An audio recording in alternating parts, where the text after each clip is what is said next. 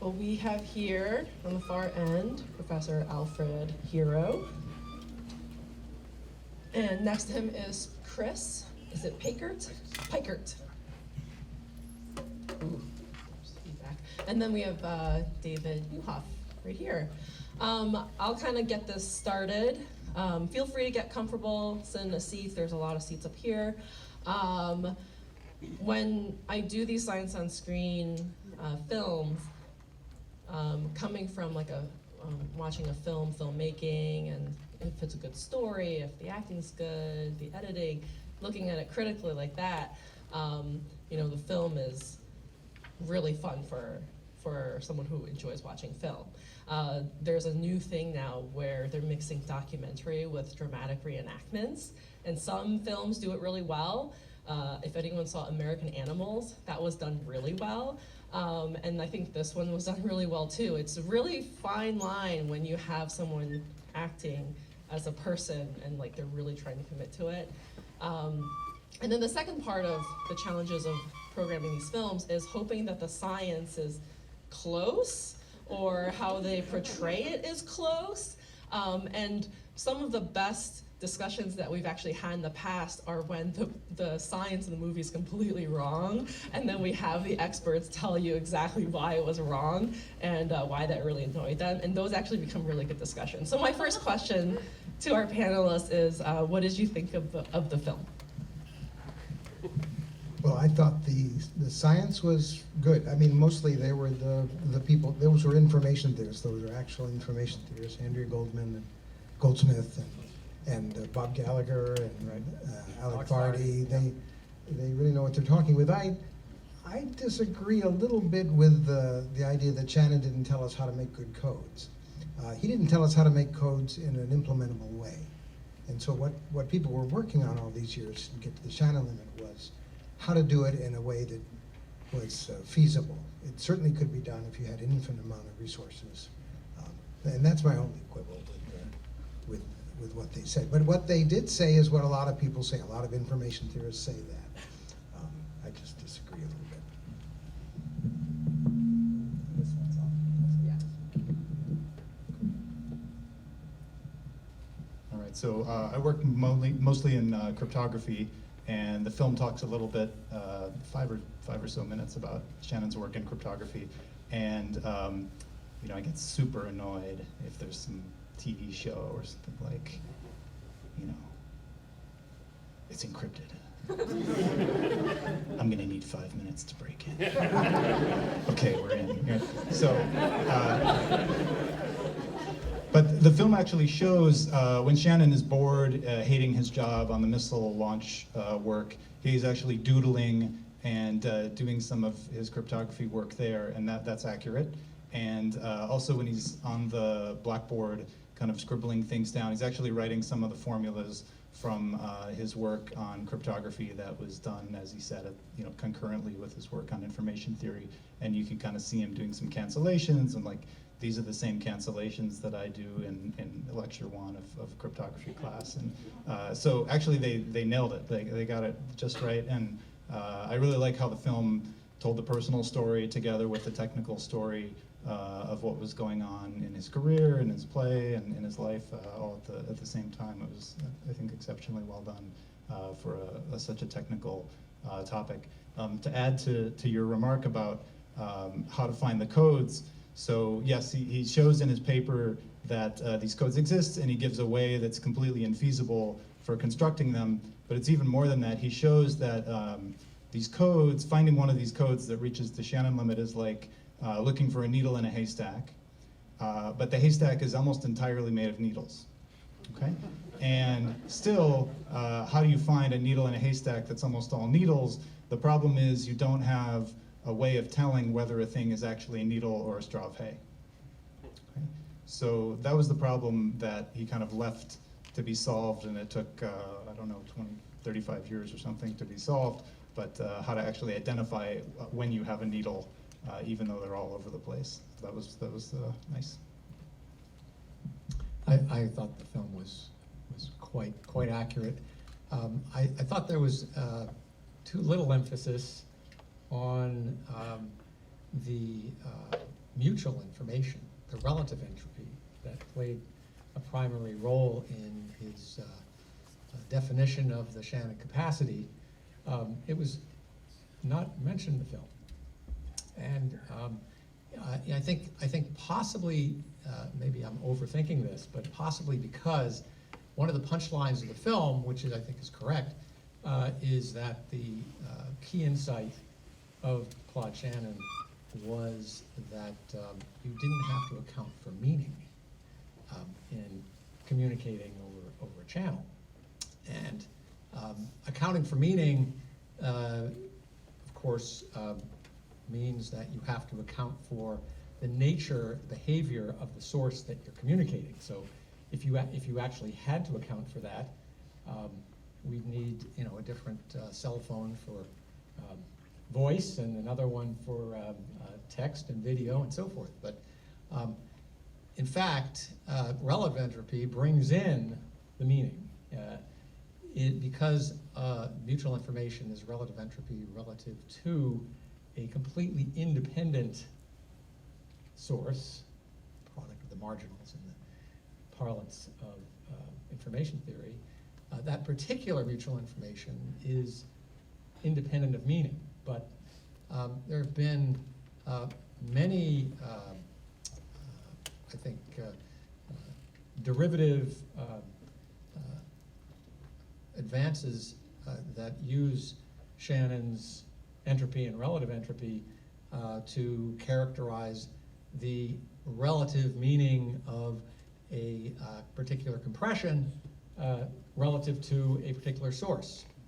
In fact, today, the big thing in AI now is our generative adversarial networks, deep learning, which depend critically on this relative entropy concept that goes back to Shannon. So it's not so much any inaccuracies. I just thought there were a few things that were perhaps underemphasized for effect. Yeah, I think that's the challenge that filmmakers always have, is how much information to tell people about in a way that they can understand it. At a show of hands, real quick, how many of you have not heard of Claude Shannon before? All right, so that's what you're dealing with. How many of you belong to either attend or belong to the Department of EECS? All right, there we go. Okay, so I think some people who are in the department did not know about Claude Shannon, so shame. Oh, you guys have a statue? Right outside the EECS building, there's a bust of him. Oh. Somebody's not going to Someone's class. not paying attention. So I'd love to open it up to questions. Just raise your hand. I will try to get it in the right order. To kind of kick it off, I always like to ask a question, so give you guys some time to think of your really insightful. Ooh, we already have one, never mind. So, reaching the Shannon limit, was the obstacle mostly technology or imagination, or what was getting in the way of reaching this? So her question was, I'm going to repeat it because other people might not hear, but reaching the Shannon limit was the obstacle technology, or what was the obstacle to reaching it?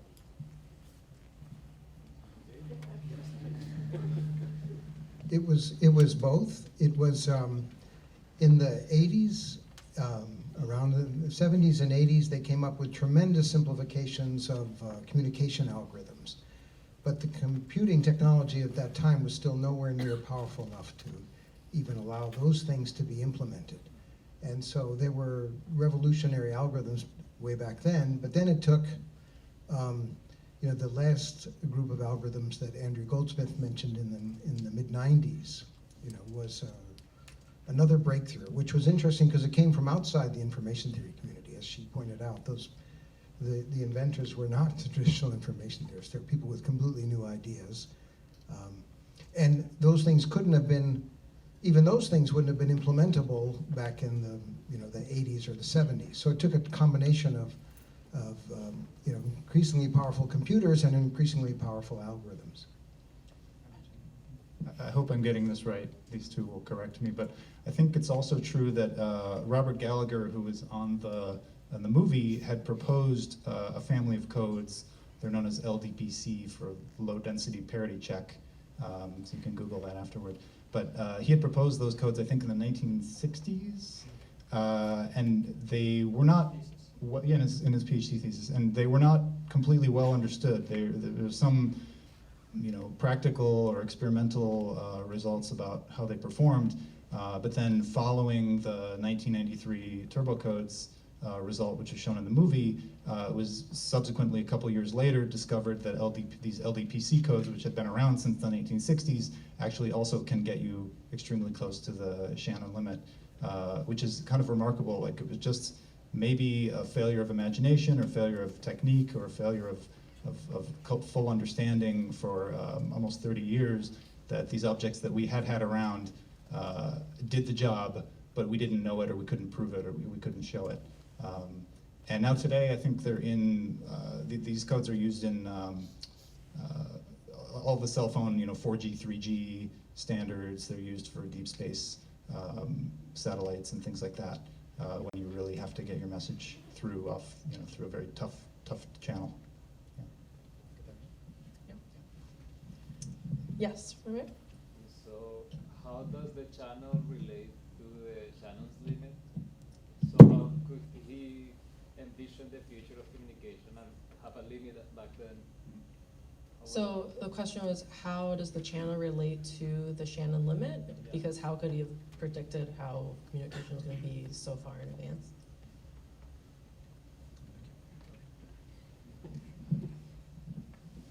So one of the important things that was emphasized was that he, in the movie, I think, was that he developed this universal theory. So every communication medium can be modeled as a channel. A piece of wire, optical fiber, the atmosphere, and each one has its own different capacity. So what he was trying to do is develop a theory that applied universally. If you have a new communications medium, you'll have a new channel capacity. So he wasn't trying to foresee what channels people would be using, just techniques that would allow you to tackle whatever channels happen to arise in the future.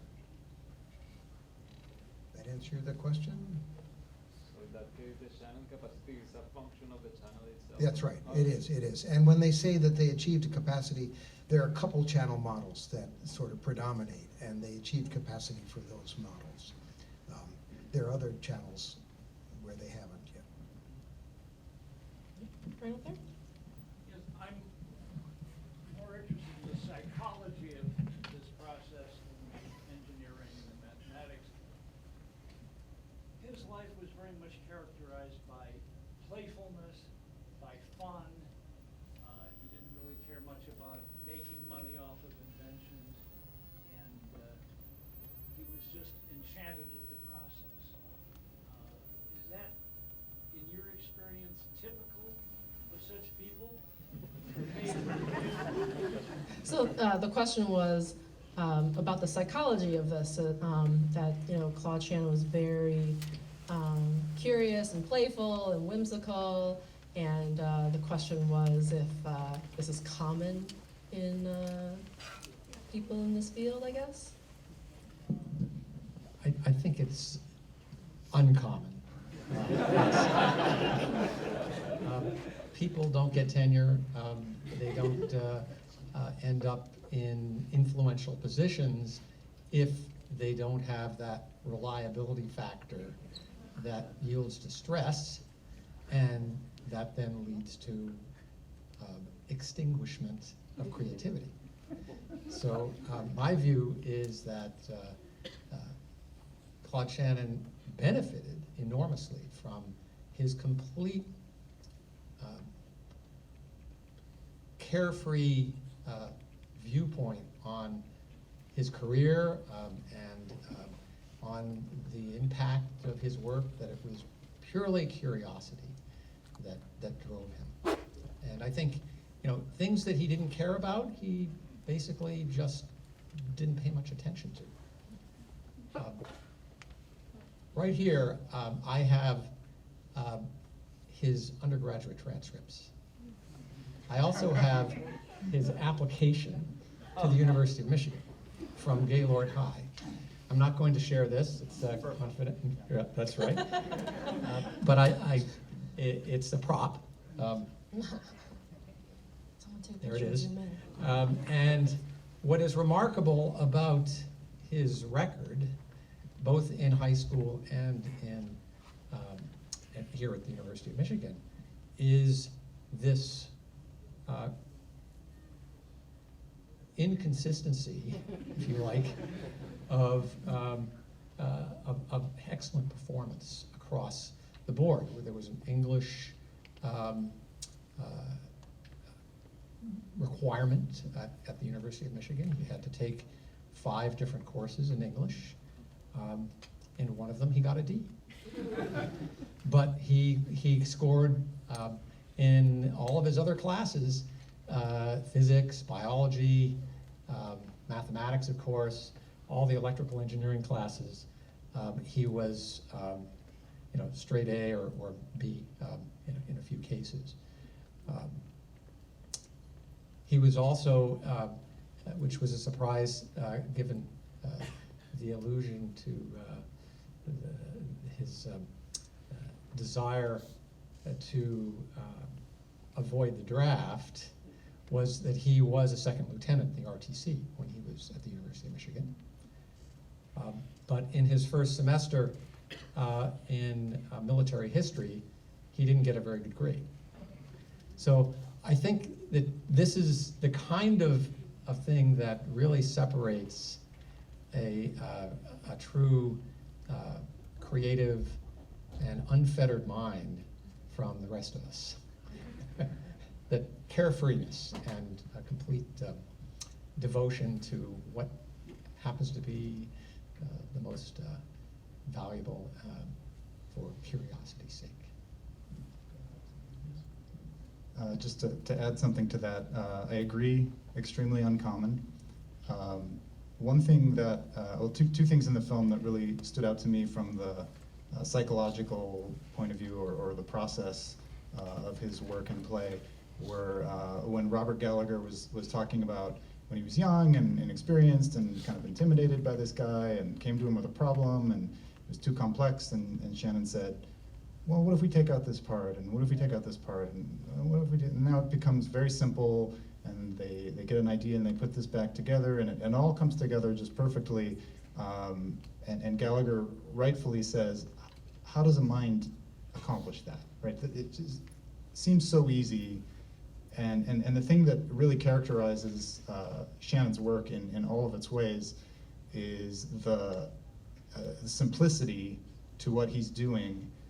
He breaks it down to the very bare minimum essential elements of the problem, and then still shows this incredible richness and depth to what he's doing. It's by no means trivial at all. It's extremely deep, but it's down to the very, very core elements, and it takes a special kind of mind and intellect and curiosity to be able to do that. It's extremely rare. Some people thrive on the complexity or just, the first thing that comes to mind, they kind of just bear through it, right? But he just has this way of putting things so elegantly. And then he also says in the film, I hate writing down, things. That's why it took so many years to write down information theory. And I hear that, and I just go, you got to be kidding me, man! Because when you read the papers, they are models of just perfect clarity. I mean, read his paper on information theory, read the first 5 pages of his work on cryptography, and it's just transcendent how perfectly he can express the ideas, these deep ideas that nobody had ever articulated before, never come up with before, completely new and original, and just express them so beautifully and clearly and concisely in a way that really gets the message across. And it's like, okay, you don't like writing, like, you're killing me here.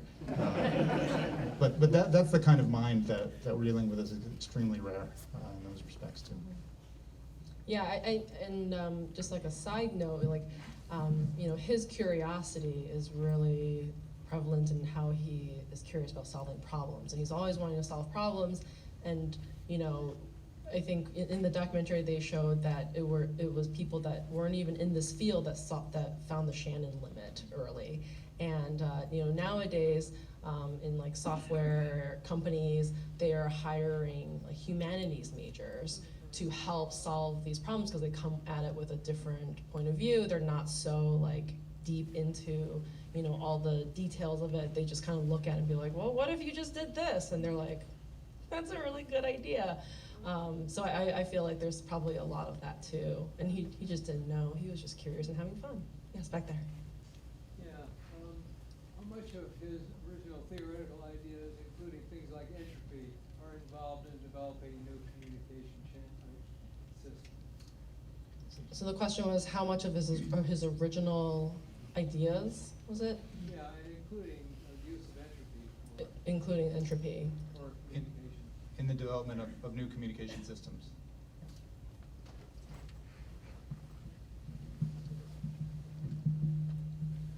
Well, they're still developing new codes, so they still are, you know, following in his footsteps. And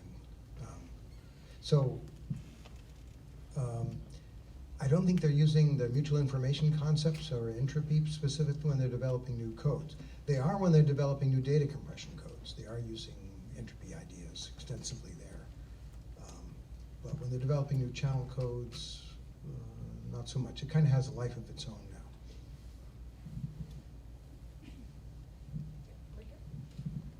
So I noticed an interesting shift of his research interest between the theoretical side and practical side. When he went to Princeton, people that think his research was too practical, and when he went back to MIT and changed his work, and he now wants to consider the implementation of this, like something like this. But do you have some comments on this, like shift, like which he find a balance between like these two directions of the research? I think the question was, if, to simplify it, is if you think that he found a balance because he kept jumping back and forth between theoretical and practical.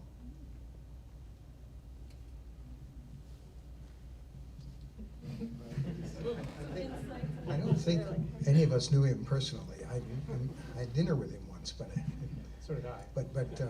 didn't really know him personally. So I learned from the movie about the Princeton experience. So I really can't add much. But yeah, so did his first wife. But I would like to add that I think one reason the movie is so good is that this book called Mind at Play. It was written by the two authors, Jimmy Soni and Rob Goodrum. Those two guys wrote a very excellent book, and I think that they figured out a lot of ways of explaining to the layperson information theory, and there's more explanation in there than was in the movie. So if you like the film, I strongly recommend the book. It is called A Mind at Play. At play, yeah. And it has a lot of personal anecdotes and interpretations that were gleaned from interviews with his children, his colleagues, and you know, his impact on others. So excellent read. And I wouldn't be surprised if the final answer was he didn't really find a balance, he just kind of did whatever he wanted to do. Yeah. It's part of the playfulness, Yeah. mystique of his life and work. Back there? What are some promising new frontiers within the field of information theory in its current state? What are some promising new frontiers in information theory in its current state?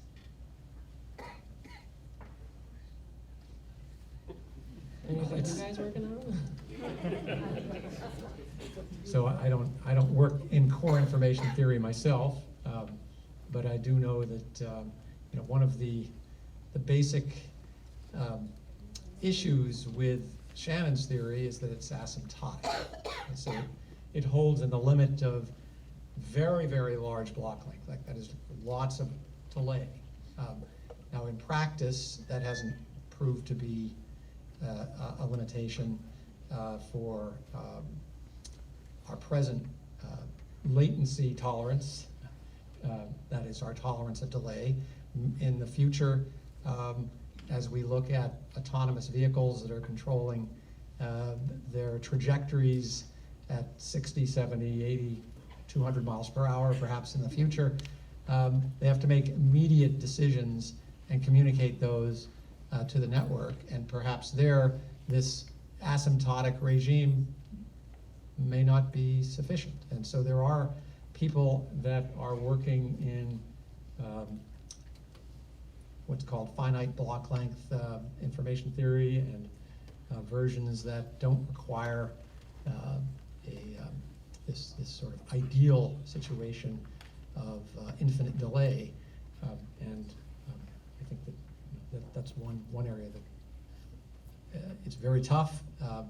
We had a colleague here, Timos Teneketsis, who contributed to that area, who retired last year, applying methods of stochastic control and other fields to try and advance the theory. So the ideas are coming outside of information theory to try and create momentum in that area. So one other frontier that's potentially interesting. So in the film, it showed what a channel is, and it said the channel can, insert noise. So what that means is it may flip a 0 to a 1 or a 1 to a 0, and introduce an error in that form, and then the receiver has to recover the intended message. Now that's not the only thing that can actually occur in reality. I don't know if this was in Shannon's original paper, but relatively soon after, people started to conceive of, well, what about a channel that might delete bits? Okay, so instead of sending the 0 at all, it just takes it out.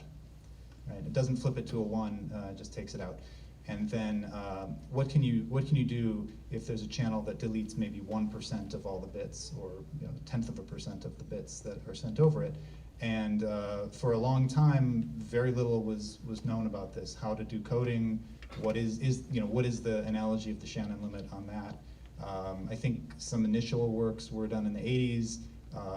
My colleague who's in the room, the office next to mine, had a big breakthrough a couple years ago on exactly this problem, and getting some improvements on what we can do for these deletion channels, is what they're known as. But that's kind of still very much wide open as a field. I should also mention that one of the people that was featured here, our colleague David Say at Stanford University, has effectively abandoned communications about 6-7 years ago, and applied information theory to biology. And that's his primary area of inquiry, which is, I guess, consistent with the PhD thesis of Claude Shannon on genetics.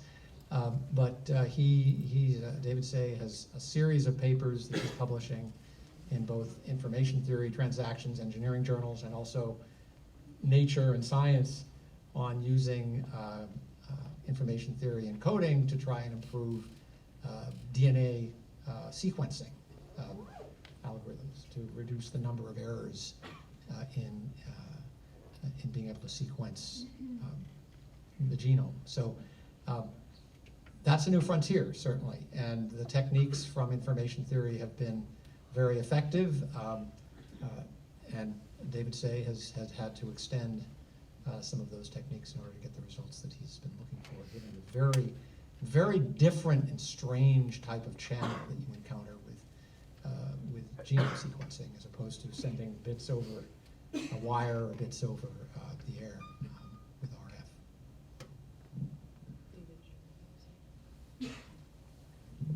I'd also add that Shannon focused on what is commonly called single user communications. One transmitter, one stream of information, and one receiver, one listener.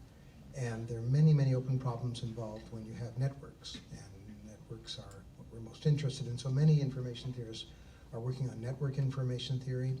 Also, there are many, the internet has spawned all kinds of need for distributed storage reliably, quickly, fastly, and many information theorists are now working on problems related to distributed storage throughout the internet. Back there, yep. So in what ways do you think modern computing and communications would be different if not for Shannon and information theory? What ways do you think modern computing and informatics, you said, information would be different with Claude Shannon didn't exist? I've often wondered, how long would it have taken if there were no Shannon? And I don't think it's 5 years, I don't think it's 10 years, I don't know if it's 20 years. I mean, it also would have come very piecemeal. It wouldn't have come as a whole universal theory. So it's a very good question. I think we'd be way behind if it weren't for him. I could say a few things about not just information theory, but also cryptography. So the paper that was published in 1945, he actually wrote it. It was classified several years before that.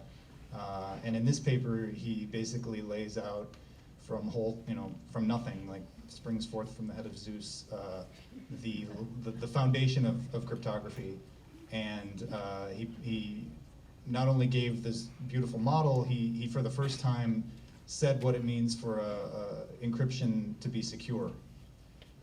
To that point, it had been a very ad hoc thing. You know, a country comes up with some encryption scheme to allow Churchill to talk to Roosevelt or whoever, and maybe it's okay, maybe it isn't, maybe the enemy breaks it, maybe they don't, but it wasn't even clear what you wanted for it to be, you know, what does it even mean for this method to be secure? And so for the first time, he gave a definition, a beautiful definition, very counterintuitive, but once you see it, you say, oh, that's what it is. So he actually defined what it means for encryption to be secure, and this is the foundation for all of cryptography. And essentially it was picked up, you know, he wrote it in 1942, something like that. The core ideas kind of languished. He says in the movie, I think it's probably accurate, he says, they didn't know what to do with it, you know, it wasn't of any use.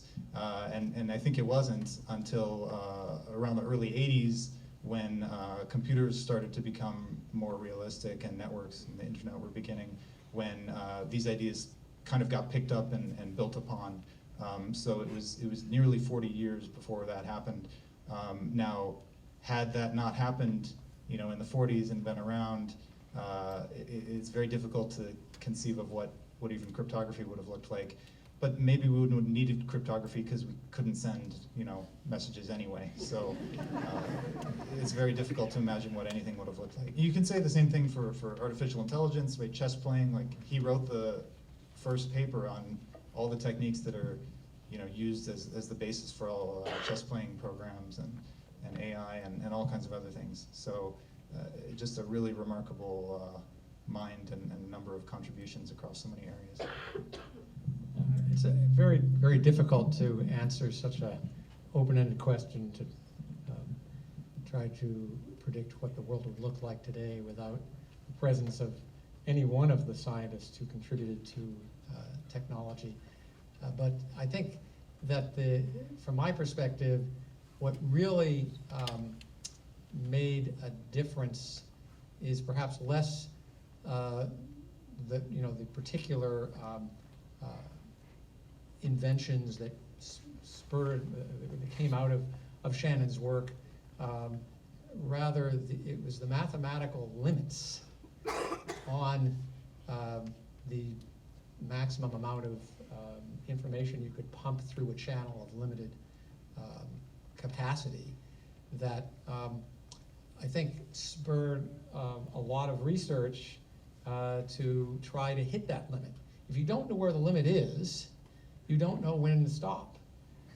And so you either run into the situation where companies might be spending billions of dollars trying to improve performance when actually there's a Shannon limit there that tells you that you're already there, that money's all wasted.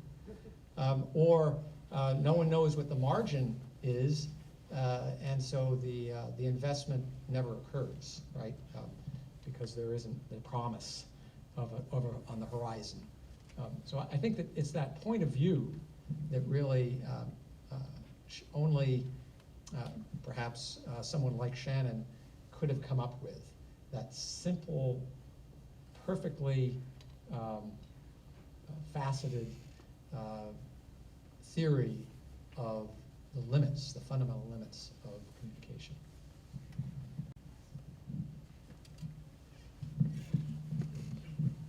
Any other questions? So if I'm gonna take the plan, this is going to be shown again? Yes, so we have plans to show this film again. We're looking for dates, available dates next month. If not next month, in March. If not March, April. But everyone here will get an email on if we're gonna show this again. But also remember General Magic, February 5th. The one after that is actually gonna be about gene editing. It's called Human Nature, and it's gonna be about the CRISPR that was done to edit gene. A lot of you are nodding your head, so you should come to that one too, because that will have a really good Q&A as well. Well, if there aren't any more questions, I'd like to thank our panelists. I'd also like to thank the Electrical Engineering and Computer Science Department for sponsoring this film. A lot of the students here were able to attend here for $3 because the department's footing the rest, so thank them. And I hope to see you guys again in like 2.5 weeks. Thank you.